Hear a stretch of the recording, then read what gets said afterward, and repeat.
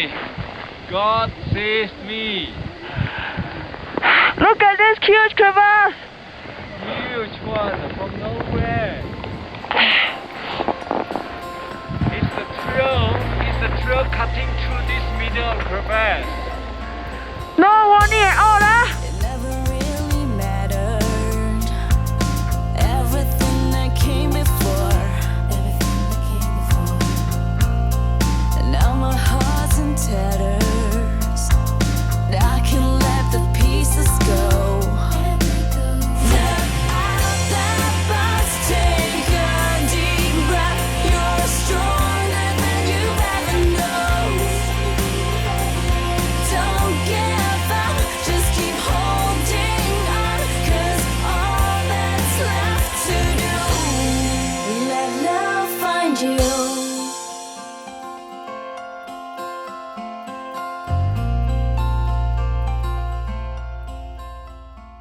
I came from a middle-class family. I have two other sisters. I'm the middle child.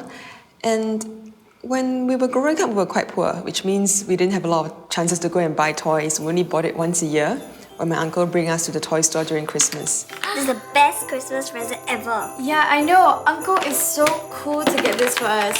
Let's make cupcakes together. Let me get some drinks to go with this. Okay.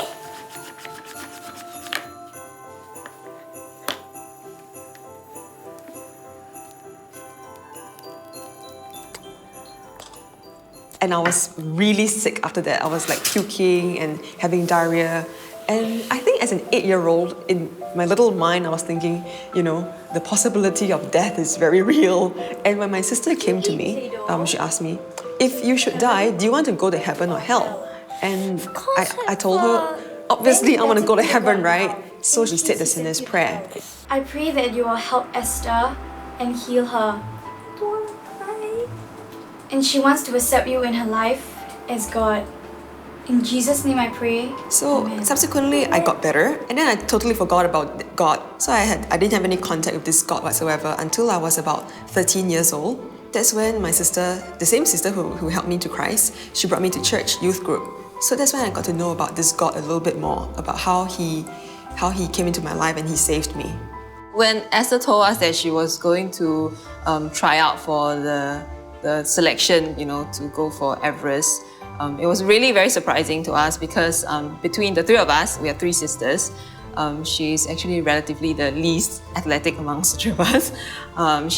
Esther is more the artsy, creative kind of person. She likes her books and all that. Frankly, I can't say that I wanted to climb Mount Everest because I love the mountains. Because before I even joined the team, I've never seen snow before in my life. I've never touched snow. I've never been to a cold country ever because I've never traveled very far beyond the region. She mentioned to me that, she has been on her job, which is desk bound for, like 2 years plus, and she wants something a bit more exciting outside of her work. The Everest call came when I got an email from a friend, and this email basically came from a nationwide call from these two leaders from the Women's Everest team asking for Singaporean women who are interested to join them to climb the highest peak in the world. And she asked me to join her, in fact. She asked me to go for the audition with her, but I declined. So I just went in with a very try and see attitude. I didn't know where I could get. I just wanted to go in and see how far I can get to in this journey because I was almost quite sure that I would not be selected. So as a result of that nationwide call, over 80 women all over Singapore responded. Some came with reasons like they want to lose weight. Some came with very serious reasons like, they really wanted to pursue this dream with these women. They narrowed down these 80 women to about 30 of us, and they had this initial trial run at MacRitchie Reservoir to run this 8-kilometer route. I looked around me and all these other intimidating looking women were all around me. Some looked like triathletes, some looked like, marathon runners. At that time, I have never ran 8 kilometers before in my life. Halfway through about the 4-kilometer mark, there was a marshal and he saw that I was walking. Come on, you're almost there. 1 more kilometer. Come on, you can do it. It's okay, I'm just gonna walk, thanks. I'm just gonna walk.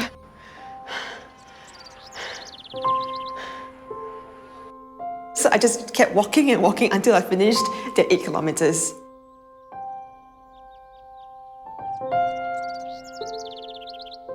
At the end of it, I was thinking, there was no way they're gonna select me because my timing was really, really bad compared to everyone else who completed before me. But surprisingly, they actually called me back for a selection interview. Well, we're looking for someone who can be committed to the goal, and we are aware of your mediocre performance during the trial run. But we believe that physical endurance can be trained. So are you willing to commit 4 to 5 years of your time for training for Mount Everest? Definitely. I think that's what I have to offer, my time and commitment. I was very positive throughout the whole interview. I was like, yes, I will do it. And miraculously, I got through the interview, and I was one of the first 16 women who were selected to climb the first training climb as part of the Women's Everest team.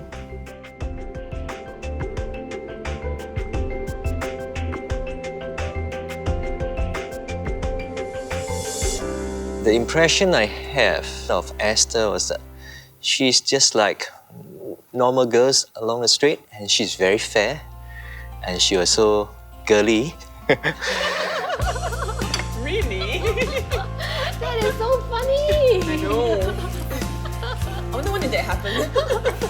It's terrible. I think we made a fool of ourselves, man. No, you did.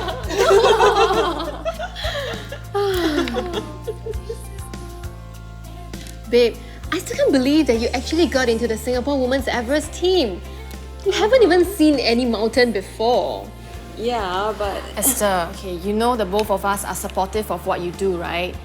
But it's Mount Everest. You need at least 4 years of training to climb that mountain. Exactly. And what did your parents say about it? Wait a minute. Did you even tell your mom? Okay, don't tell her this yet because she knows but not the whole truth. She doesn't know the whole truth. You naughty girl. Okay, you said you need to fund this on your own, right? Do you have the money? Can you cope? Because it's definitely going to take a toll on your finances. I know, and come on guys, I know you're concerned, but I think I know what I'm doing. Can we talk about something else? What are we doing tonight? The usual. Movie.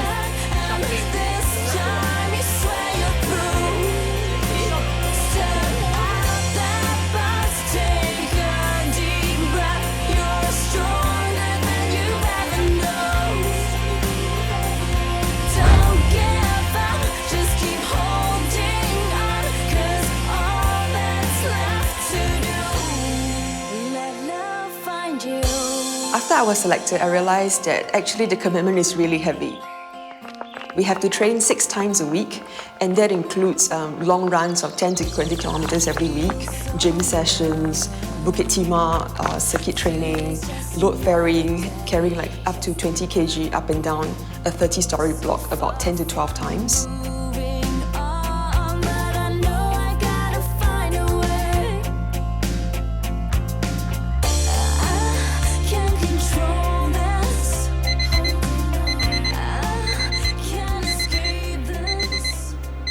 My personal answer to this is every single day I think about giving up, because when you train 6 times a week on top of your full-time work, it really takes a toll on both your mental and your physical being.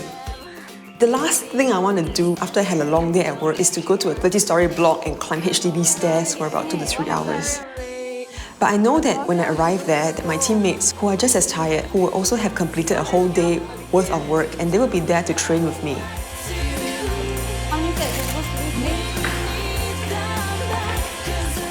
All that training accumulated as we were holding full-time jobs because none of us could afford to stop working and go into training. And when that came into place and the whole idea of how we were a bunch of girls who had a dream but we didn't have the means to actually find that dream.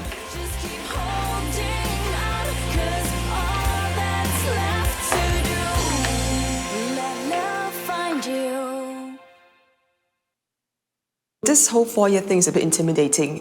How am I going to actually finance it? At that point in time, I was still a student. I had no financial means except, actually at all, and I don't come from a rich family. I remember asking myself, what have I gotten myself into at this point in time? You know, now I'm going on this first expedition, and I was freaking out a little bit. I spoke to my leaders and I was telling them, maybe this is not for me, you know, maybe the other girls have a better chance. So I remember kneeling down in my room and really crying out to God and asking Him, Lord, do you really want me to do this? Because it's a life and death thing, and it's going to take up so many years of my life. If it's really your will, then please provide and show me that you want me to do this. And God showed me in Psalm 121, it says, I look up to the hills, where does my help come from? My help comes from the Lord, the maker of heaven and earth. And to me, at that point in time, I was thinking, God is the maker of heaven and earth. What is 4 years to Him? What is $500,000 that we need to raise? If it's His will that I climb this mountain, then surely He will be there with me. And I think from that psalm that God has spoken to me through, I found the peace and restedness and the answers that I needed to embark on this Everest journey.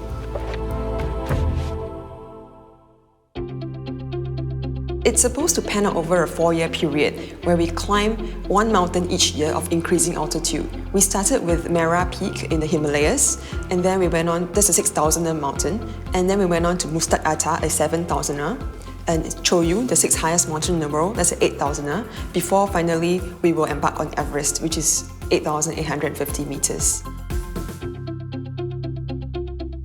Before we climb Mount Everest, interestingly, we call it like a dry run for Everest, and that was to climb Choyu, Mount Choyu, which is the 6th highest mountain in the world. And most people call it like a dry run or a rehearsal for Everest, because Choyu is a mountain that is 8,000 meters, and that's when you go into the death zone. So the death zone in mountaineering terms is when your body starts breaking down. You go above 8,000 meters, your digestive system stops working, and your brain cells start to die. So it's very important to see how your body reacts at that kind of altitude. And the thing is, we all knew that this was a very important chance for us to see how we will react on Choyu so that we can be prepared for Everest. So in the midst of preparing for Choyu, I realized that I wasn't feeling too well. Because after coming back from the climb before Choyu, Mustaq Atta, I was feeling this sensation in my heart that wasn't comfortable. But I was still active, I was still running, still training and all that. But then I decided to check it out. You might not like to hear this. Our report shows that you have the Wolff-Parkinson-White syndrome. This is a congenital defect that causes your heart to go into a short circuit because you have an extra nerve in your heart. You have to go for surgery to remove that extra nerve. Surgery? How does that affect my training? It would mean that you have to stop for a while. And by a while, it could mean months. Because your body needs to recover before you can train again. Months? I'm supposed to be climbing a mountain in a couple of months.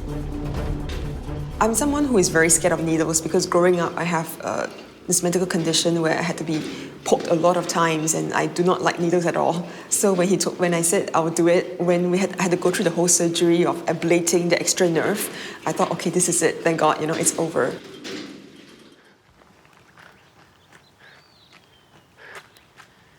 Somehow, when I started training again after that surgery, that sensation started coming back again. So I thought, okay, this is not feeling right. I went back to the doctor. He was surprised to realize that, hey, your nerve actually grew back. And this happens in a very small percentage of the people that we operate on.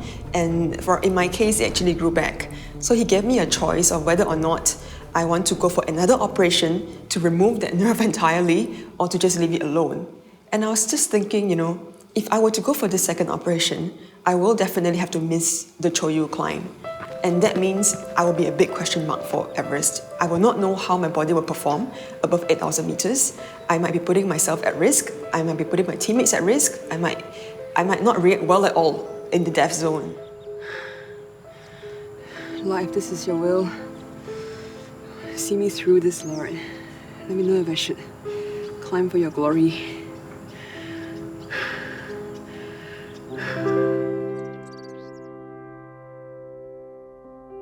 So a lot of questions were swimming in my head. And at that point in time, I just remembered what God said, that He will be faithful, and He's the maker of heaven and earth. And surely He's the maker of my body. So I decided to go for the surgery and just put it in God's hands.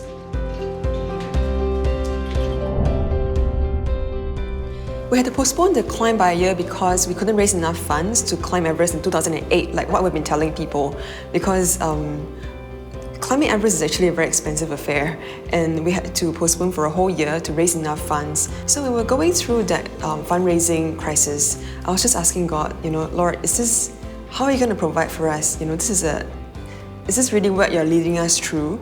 And actually, this is very similar to actual mountaineers conditions. Out of 365 days in a year, you can't just go up to the Everest summit every single day and you want to summit the mountain. There are only a few days in a year where the weather window would open. Maybe, for example, just 2 or 3 days out of 365 days when you can actually walk towards the summit of Everest without actually being blown off. And I was just thinking, Lord, you control the finances, you control the winds, you control what weather is like on the mountain. Indeed, this journey is yours to guide me through. The Lord ultimately provided the amount of money that we needed in the nick of time for us to climb the mountain in 2009. It was a mad rush. We had to go to gear shops to get gear last minute. We had to get food supplies. We had to get our banners printed, our photos printed, basically write our letters somewhere, in case anything happens to us. Actually, nothing brings home the idea of how climbing Everest is a matter of life and death more than the form that we were presented with when we first signed up to climb Mount Everest. We were presented with a body disposal election form. If anything were to happen to us in the mountain, just leave our body in the crevice. In the midst of all that rushing, there was one night when I was in my bedroom and suddenly the fear of death just gripped me very, very tightly. I know that I was conscious because I wasn't sleeping at that point in time. The feeling of death just felt very, very real. At that point in time, death felt very, very empty. If there was really that nothingness that comes after death, if there was really no sign of life after death, I cannot go on with this life. Oh Lord, if death is just all darkness, there really is no meaning in life except to believe in you, Lord. Help me to believe in you, in my life, and in this Everest journey. In Jesus' name I pray, amen. And that was when I realized that if there is no God in this life, there is no point in me carrying on living till I'm 85, summiting this mountain. I think through the episode, God gave me a glimpse of what death could be like and what death in Him could mean, that there is life after death. After I packed my bags and before I left, I looked at my room and I was just thinking, will I ever come back to my room again? Will I ever get to see my ceiling again or sleep on this floor or get to feel my desk? And God just reminded me that, hey, He has promised me that He's the maker of heaven and earth in Psalm 121. And if He's the maker of heaven and earth, He makes Everest, He makes the weather. If it's in His will, He will see that everything that happens in this journey happens according to this will, and He will bring me back safely. The time came at the airport, there was a lot of rah-rah and the banners were there, like a lot of the press and the minister was there, our sponsors were there, our friends and family were there. There was a lot of clicking of camera flashes and everyone trying to get interviews with us. So amidst all that rah-rah, in my heart I was just thinking, this is it. We're actually leaving for the mountain that we have not seen, but we've been training for 5 years.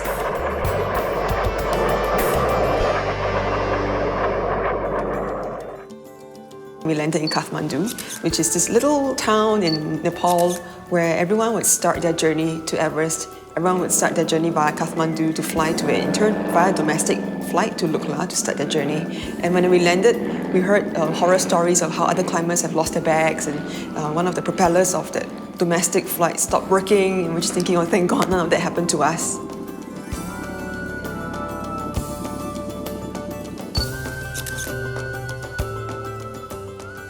On the Everest Base Camp, it's almost like a United Nations place because there are different expeditions from all over the world. When we were there that year, there was a Croatian women's team, there was the American team, there was the British team, there was Discovery Channel filming the next season of Everest Without Limits.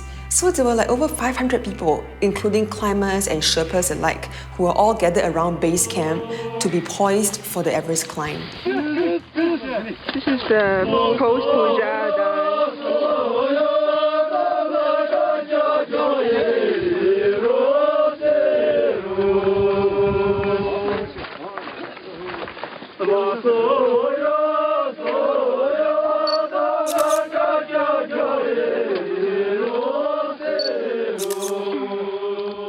This is our Everest campsite.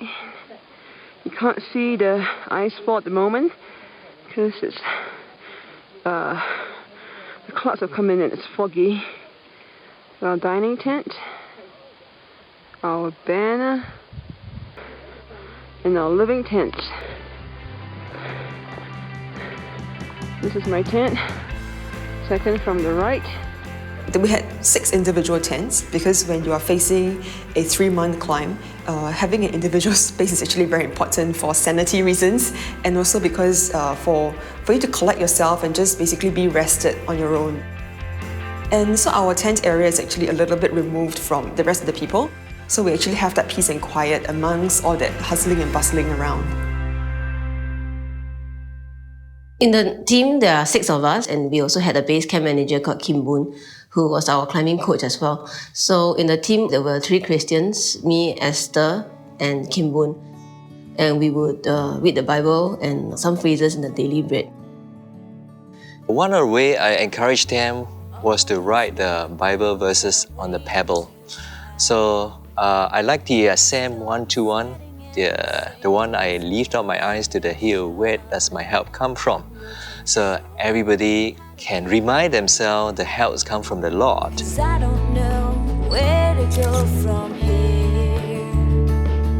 No, I don't know where to go from here.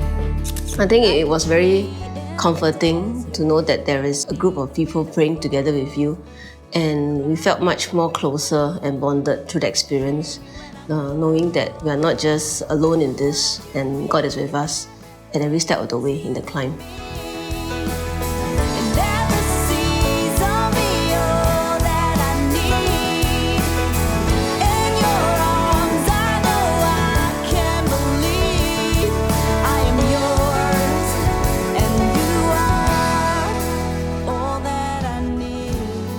Sometimes I pray, I ask God, why am I getting into this situation? Because climbing Everest is really dangerous. Because I never planned in my life to bring a bunch of girls to climb Everest. So it must be you planned for me. So if you plan for me, you gotta bless me, you gotta bless the team as well to make sure they go up safely and come back safely. All that I need.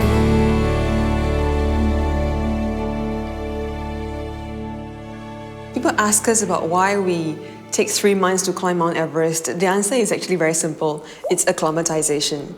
The amount of red blood cells in our body is not able to cope with the very thin oxygen up there.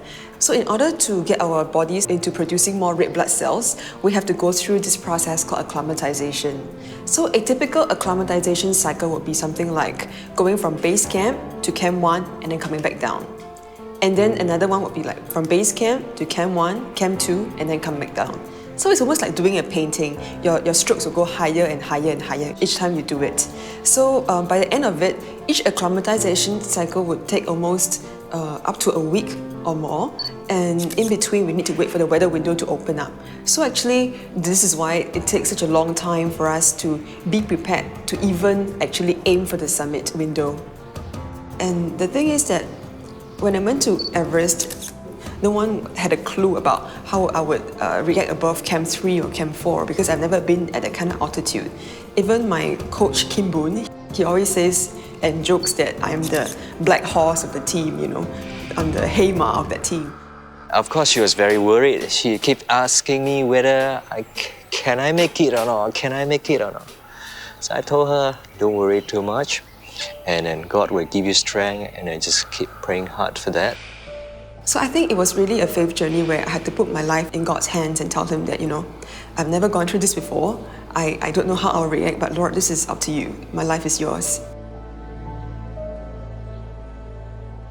I think the heart condition actually played a very big role in my severe lack of confidence on the Everest climb itself, because I felt like everyone else has been through a trial run at Choyu, everyone has submitted, whereas I've never been there.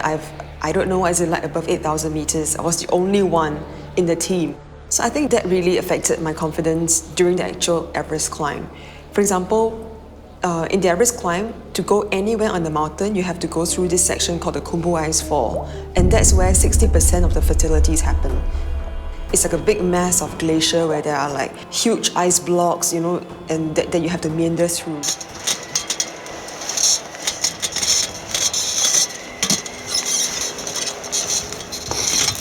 No matter how much training you put in, it takes a very strange toll on your body because there is no momentum that you can gain, because at one moment you're going up, another moment you're going down.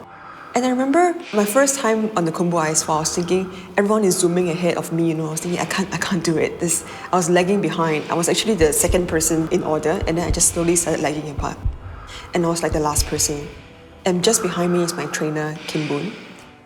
And I asked him, you know, Abun, are you sure I can make it to Camp 1? And he said, God will give you strength. So with that words in my mind, I said, okay, I'm just gonna, okay, God will give me strength, because I absolutely have no strength on my own right now to carry on. So with those words, I just kept pushing on to Camp 1 and beyond. Subsequently, I did reach Camp 1, and I reached Camp 1 many times after that. And it wasn't because I was as strong as the rest of the team, it was because, you know, indeed, the Lord provided me with the strength that I needed.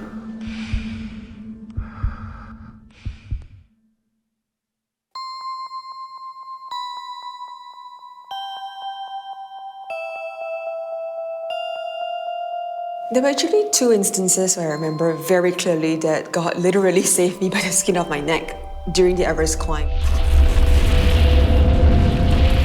I remember we were having breakfast at base camp, and we heard this huge explosion in the background, and it was like a thundering sound. And when we came out of the tent, all of us were actually shivering because we could see that there was a huge avalanche that happened right in the path and at the exact time that we were supposed to have come down if we had not chosen to come down to the camp one day earlier. So even though we were safe at base camp, we were looking at the avalanche and we're thinking we could have been in there if not for the fact that we chose to forsake our rest day. So when they saw the magnitude of this avalanche came down, it was shocking, and they were just horrified of what the natures can do. So this kind of situation where you cannot time when is the right timing, you can only sort of predict from your experience, but it can come down anytime. It was very sad because the avalanche actually swept 3 climbers into crevices and only 2 were ever found. And a Sherpa lost his life. Some people, they just wanted out. They're just thinking, you know, the risk is too much for me to take. They just try and call a helicopter back into base camp and try and fly them out.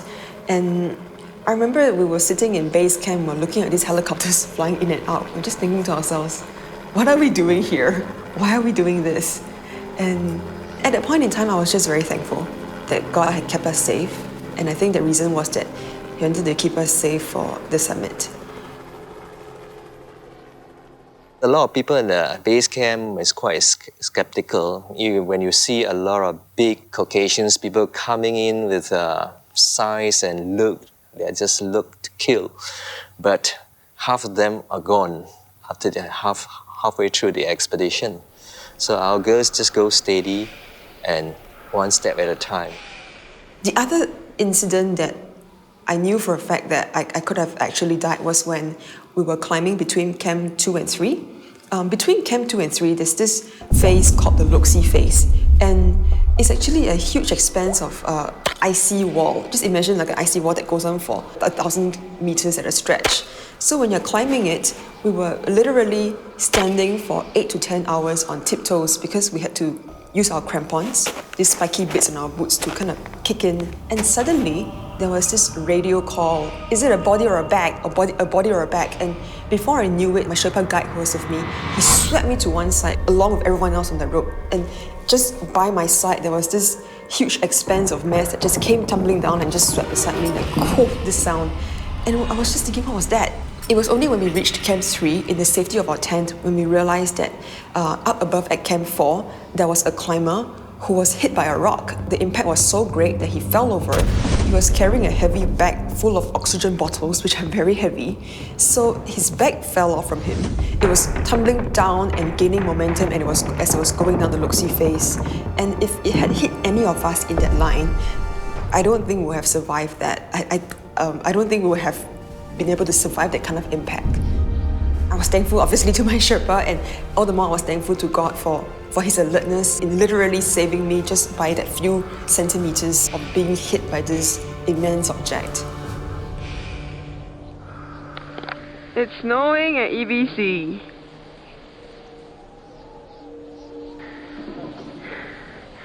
We cannot see the mountain or the ice fall. Everyone just had lunch.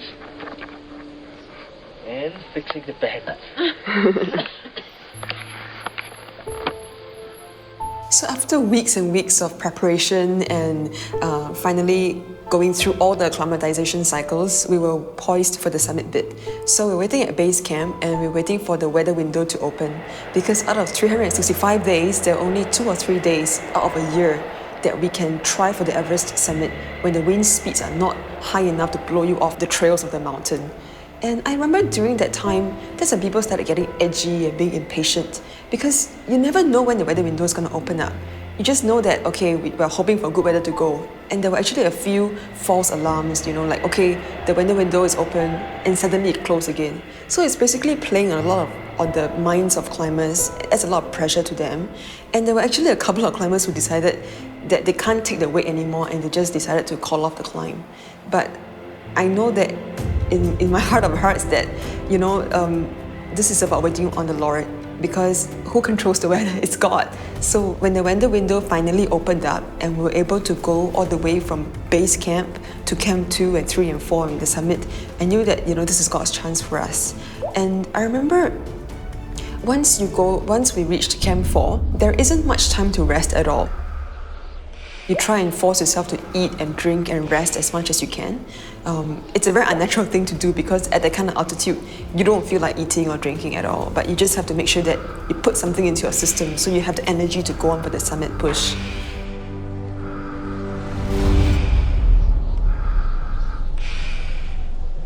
Midway throughout the climb, I actually developed chest pains, which I later found out from the base camp doctor that it was a condition called costochondritis. It was serious enough to decide to turn around. It was one of the most painful decisions, especially after training so hard for 5 years. And when we started off around 8 p.m. at night for the summit push, we tried to go off a little bit earlier because we didn't want to hold anybody up. We didn't want to be slow or turn around before the time was up without reaching the summit. So we packed up our stuff, getting out of the tent. And when the other climbers saw that, hey, the Singaporean girls are going off, they started packing up too. So before I knew it, when we looked back, there was a whole trail of headlamps behind us, and we knew that, okay, we shouldn't stop, we should just keep going. And I remember very distinctively that maybe an hour into the climb, I looked up into the sky and there were millions and millions of stars, literally. As the lights illuminate the night sky, you would whisper words of a bright tomorrow, and I would carry those promises like precious gold. I was just thinking, in my heart, this is crazy, because here I am in the middle of a very pressurizing climb, and there is God showing me the beauty of His creation, enveloping me in His glory. Keep on dreaming, my child. Keep on believing, my child. And I felt so assured that God is with me in this summit push. He really was, because before I knew it, my Sherpa was asking me to change my oxygen bottle. I just kept climbing and climbing and praying. In the end, I just kept climbing until there was nowhere else to climb, and I knew that I was at the summit. There's a funny story in it, because I remember people asking us, what do you see at the summit? What were the magnificent views that you saw? And all I could tell them was that I saw my teammate, and that's about it. Because we were so early. We were there at 3:45 a.m. And no one submits at 3:45 a.m. because we were afraid that we'd be holding others up. We were afraid that we were slow. So we just kept pushing on and on until we were so fast that we have reached the summit even before the sun has risen. So we were trained once we're at the summit, to not linger, to quickly take out the Singapore flag, our sponsors' flags, take pictures, radio back to base camp to tell them that we're at the summit. So when they reach the summit, it's just unbelievable. It's like a dream, but it's real. I said, you really reached the summit? So when they reached the summit, I did question them. Is that a summit on Everest? Are you sure? You check around? And I was really excited at the base camp. It felt a big relief. Usually when climbers they reach the summit, they radio back to base camp, there'll be a lot of pots and pans that they would start banging around at base camp to celebrate the success of the expedition. And I think they might not have been able to do that for us because we caught them by surprise by being there so early. And I remember saying very distinctively into the radio, telling my teammate Yi Hui, "This is for you." And so did everyone else in the expedition. I truly felt that I was part of the team, and it was during then really I felt the presence of God protecting me and not allowing my condition to deteriorate any further. So she literally got 5 summits under her belt, even though she didn't climb to the top.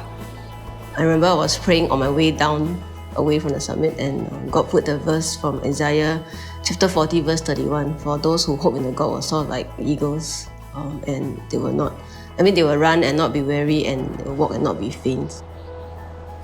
But reaching the top is only half, so I'm still worried for them on their way down, because coming down is another second half. Even though it might be unheard of, but actually there's a human traffic jam on Everest, because when you have, out of 365 days, when you only have 2 or 3 days of good weather for people to submit, everyone will want to strive for that weather window. So they would all be on that same line. Coming down was a nightmare because there were people trying to go up at the same time, and here we are trying to come down. It was very tricky. It was a physical maneuver that we have to go through because we share sometimes we share the same line. So we have to unclip and clip to go down safely. And by the time I reached back in the safety of base camp, that was when I literally had the chance to breathe properly and to give thanks to God. It's only when they reach the base camp, I see them physically, I give them a big hug. That's a really, really relief, like mission accomplished. I asked God of 2 things. One is for safety, for everyone in the team to be safe. And the second thing that I asked for was success. And He granted us both tremendously. I think it's a very unheard of thing for an expedition to have 5 out of 6 members who actually reached the summit of the mountain. So that's a very rare statistic. I think the Lord was tremendously generous to us. This is me in my Everest tent, which I'm about to vacate in 2 days. I will miss this place.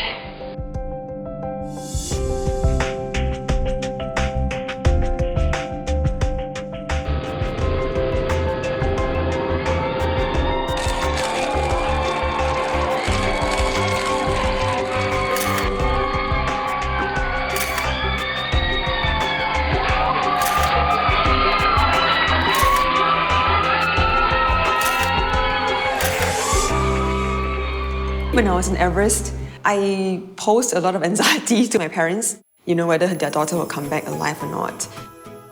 It really helped my 2 sisters who are believers. They are praying for me, and they're getting people to pray for me, and they're assuring my parents that God will take care of me. I also put my boyfriend through a lot of anxiety. He also had to struggle a lot with trusting God for my safety, in seeing that God is faithful in bringing me back home, because there was no one else and no one else who can.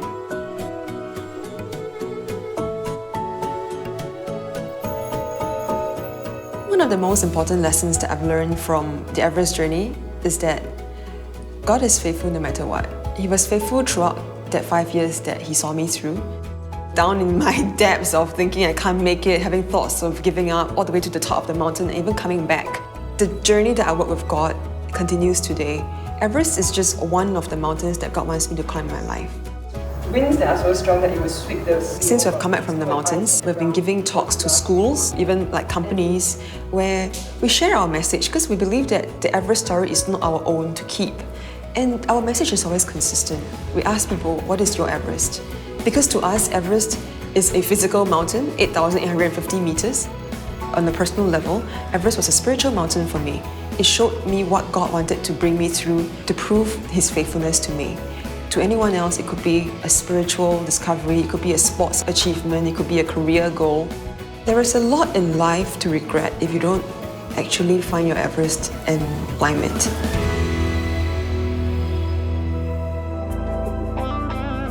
I think it's only in that journey of trudging on to summit your Everest that you discover a lot about what life is about for yourself. Choosing trust instead of doubt.